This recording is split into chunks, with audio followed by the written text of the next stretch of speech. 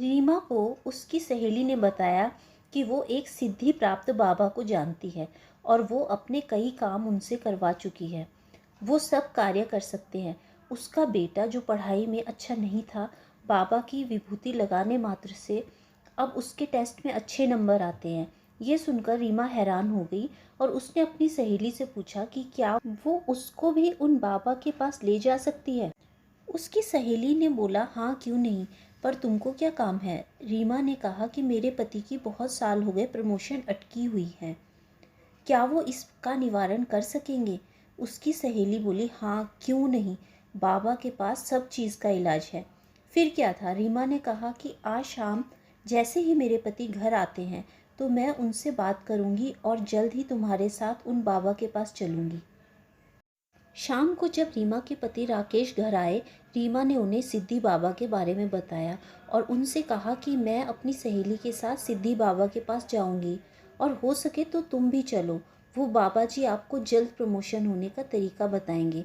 राकेश ने कहा, ये क्या बकवास है, ऐसा भी कभी होता है, तुम इस फालतू चक्कर में मत पड़ो। पर रीमा कहाँ मानने वाली थी, वो अपनी बात पर अड़ गई और नाराज़ हो गई। फिर उसने कुछ दिन तक अपने पति से बात भी नहीं की। कुछ दिन बाद राकेश ने कहा, रीमा तुम बाबा के चक्कर में मत पड़ो, हो सके तो मेरी बात को मानो, और अगर तुम नहीं मान रही हो तो तुम एक बार जाकर देख लो। रीमा खुश हुई और अगले दिन ही अपनी सहेली के साथ बाबा से मिलकर आ गई। जब राकेश घर में आए तो रीमा ने उनको बताया कि आज वो बाबा से एक विभूति लेकर आई है जो तुम्हें सुबह शाम लगाना है, फिर देखो तुम्हारा प्रमोशन कैसे नहीं होता। राकेश जानता था कि ये सब एक अंधविश्वास है, पर रीमा की खुशी के लिए वो सब करने को तैयार हो गया। कुछ दिन बाद जब रीमा एक बार फिर से साधु से मिलकर आई तो उस साधु ने उसको सोना दान करने का आदेश दिया, जिससे कि रीमा के पति की जल्द से जल्द प्रमोशन हो जाए। पर रीमा को पता था कि अगर वो ये बात अपने पति को बता देगी तो वो बहुत नाराज़ होंगे। इस वजह से उसने चुपचाप अपने सोने के कंगन अलमारी से निकाले और उल्टे पांव वापस साधु से मिलने पहुंच गई और वहां उसने उसे कंगन दे दिए। साधु ने एक बोतल में कुछ पानी दिया और कहा, पूरे घर में इस पानी को छिड़क दो, फिर 2 दिन बाद आपको प्रमोशन की खुशखबरी मिल जाएगी। ये सोचकर रीमा बहुत खुश हुई। उसे लगा उसने बहुत बड़ा काम कर लिया है, पर उसे नहीं पता था कि वो एक अंधविश्वास में घुसती चली जा रही है।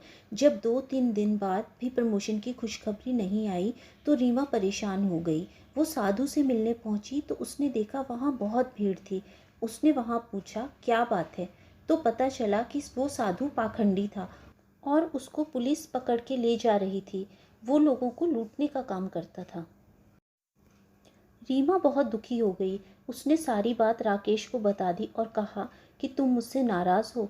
राकेश बोला, मैं एक शर्त पर तुमसे नाराज़ नहीं होऊंगा, अगर तुम ये कसम खाओ कि आगे से तुम किसी भी अंधविश्वास में नहीं पड़ोगी। गलती तो हर इंसान से होती है, पर अंधविश्वास में की गई गलती पूरे घर को तबाह कर देती है। चलो हम तो कम में ही छूट गए। ऐसा बोलकर राकेश हंसने लगा और रीमा रोते रोते हंसने लगी। तो दोस्तों, उम्मीद है आपको कहानी पसंद आई होगी। कमेंट करके बताएं कहानी कैसी लगी। Please like share and subscribe. Thank you friends.